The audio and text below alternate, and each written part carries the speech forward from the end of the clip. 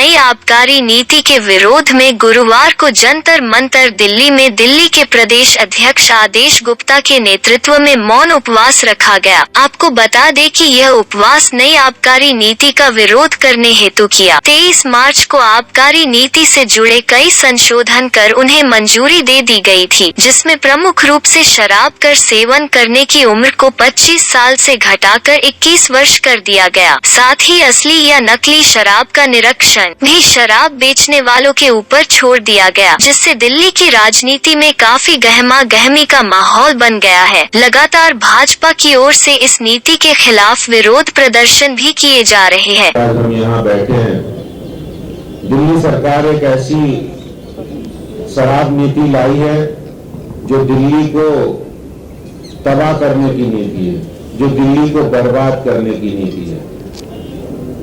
वो कहते हैं हम दिल्ली के अंदर 2500 करोड़ रुपए का नया रेवेन्यू जनरेट करेंगे। ये वही मुख्यमंत्री है जो अभी थोड़े दिन पहले जिन्होंने बजट पेश किया था और कहा था हमारा सरप्लस बजट है, और अपने सरप्लस बजट की वो बहुत बड़ी बड़ी बातें पूरे देश में कहते हैं कि दिल्ली एक ऐसा राज्य है जहां हमने फ्री में बहुत कुछ दिया है, सरप्लस बजट के कारण दिया है। वाह केजरीवाल जी, एक तरफ आप फ्री में पान खिलाकर और दूसरी तरफ सोने की मोहर लेकर आप नशा बेचने का काम कर रहे हैं। वाह केजरीवाल, क्या मॉडल है आपका। युवाओं को शराब की बोतल थमाकर रेवेन्यू सरकार की ओर से जनरेट किया जाने का बात कर रहे हैं, लेकिन वास्तविकता इससे कोसों दूर है। ये इसलिए बैठना पड़ा कि केजरीवाल सरकार बहुत ही एक पाप काम करने जा रही है, अन्याय करने जा रही है, पूरी दिल्ली को शराब खाने में बदलने जा रही है। कोई भी सरकार होती है, हर प्रदेश सरकार, हर प्रदेश के मुखिया का यह कर्तव्य होता है कि लोक कल्याण के लिए कार्य करे, लोगों के हित के लिए काम करे। लेकिन यहां तक केजरीवाल घर घर शराब पहुंचाने के लिए यह नीति लेके आए हैं। 25 साल से कम 21 साल के युवाओं को शराब पीने की अनुमति दे रहे हैं, उसकी इजाजत दे रहे हैं, और तो और जगह जगह ढेर सारे शराब के ठेके भी खोलने की अनुमति दे रहे हैं, और कमीशन तो 2% से 12% करने का काम कर रहे हैं। वास्तव में अगर पूरी की पूरी शराब नीति देखे तो यह शराब नीति जो लाई गई है, यह कोई भी व्यक्ति यह देख कर कह सकता है यह शराब नीति किसी शराब माफिया ने बनाई है, जिसको केजरीवाल सरकार ने अडॉप्ट किया है।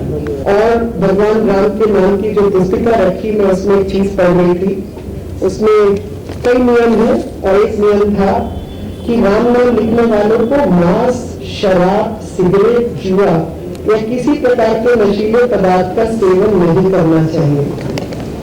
अब हम लोग तो राम नाम की महिमा में विश्वास रखते हैं, लेकिन राम नाम की जो इस्तेमाल करते हैं राजनीतिक रूप से ऐसे दिल्ली के मुख्यमंत्री जी, जिन्होंने केवल और केवल राजनीतिक षड्यंत्रों के अलावा जिंदगी में कुछ किया नहीं, और वही राजनीतिक षड्यंत्र एक रूप से आज आपके सबके सामने है।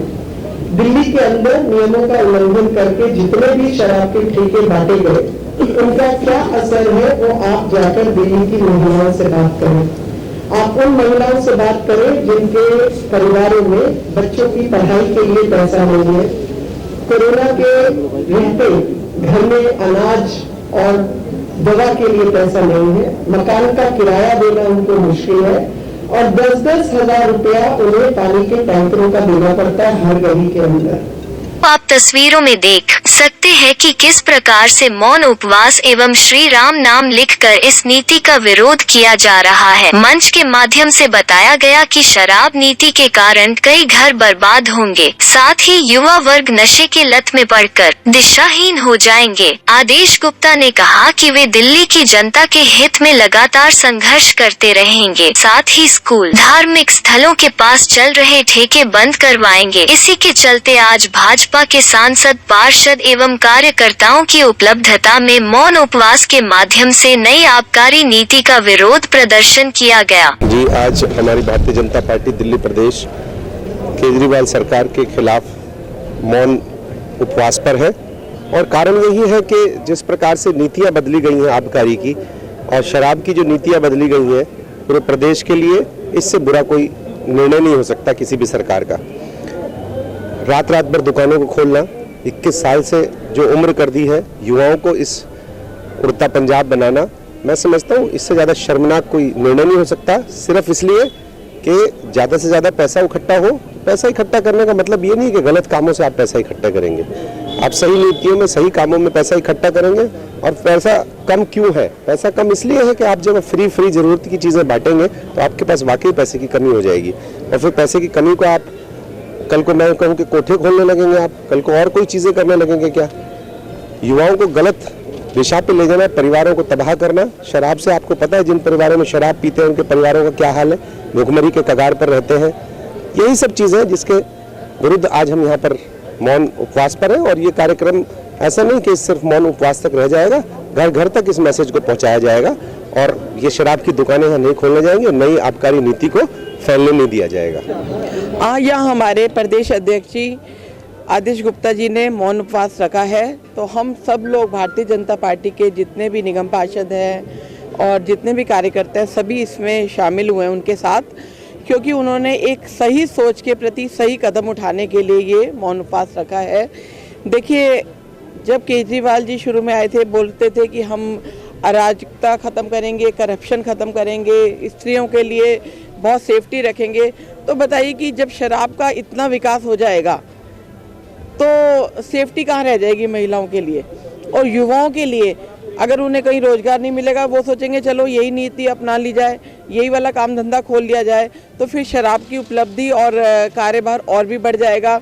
और नशा एक ऐसी चीज़ है, अगर इसको बढ़ावा दिया तो हमारे देश को बहुत नुकसान देगा, क्योंकि नशा चाहे सिगरेट का हो चाहे शराब का हो, नशा तो नशा होता है। यह मौन उपवास सुबह 11 बजे से शाम 4 बजे तक चला, जिसमें कोविड के नियमों का भी खास ध्यान रखा गया। अक्सर देखा जाता है कि ज्यादातर विरोध आज बड़े ही शांतिपूर्ण तरीके से दिल्ली सरकार की नई नीति का विरोध प्रदर्शन किया गया। कोमल नरेश, तेज निगाहें, दिल्ली।